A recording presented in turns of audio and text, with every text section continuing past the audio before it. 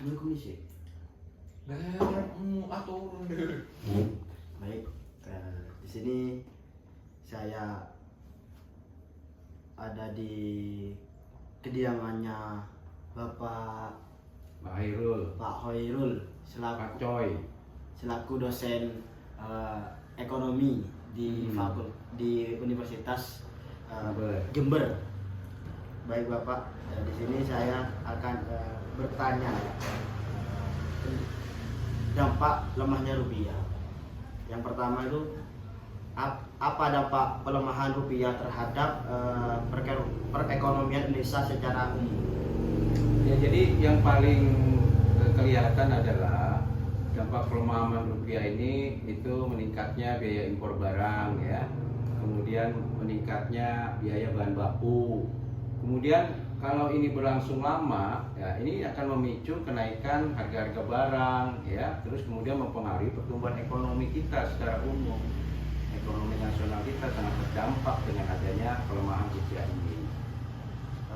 Bagaimana pelemahan rupiah mengaruh hingga kebutuhan pokok dan daya beli masyarakat? Ya otomatis, jadi ketika biaya impor meningkat tadi itu ya, nah itu harga sejumlah barang juga berpotensi naik kan begitu. Nah jika pendapatan masyarakat tidak mengalami kenaikan, maka otomatis daya beli masyarakat akan menurun gitu.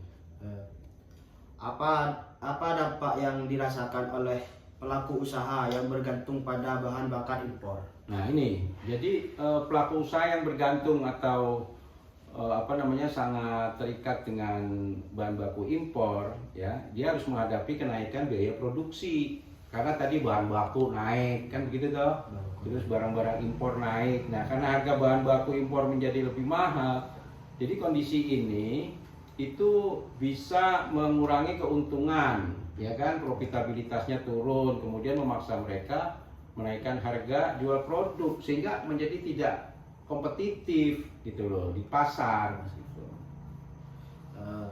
Bagaimana pengaruh pelemahan rupiah terhadap sektor UMKM? Wah ini, jadi kalau bicara UMKM, terutama mereka yang menggunakan bahan baku impor, itu akan sangat merasakan ya dampak langsung berupa kenaikan biaya produksi. Itu otomatis gitu.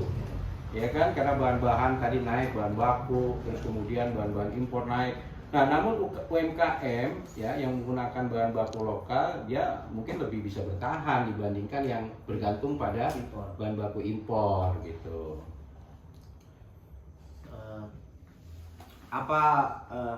Apa ada sektor tertentu yang justru diuntungkan ketika rupiah melemah?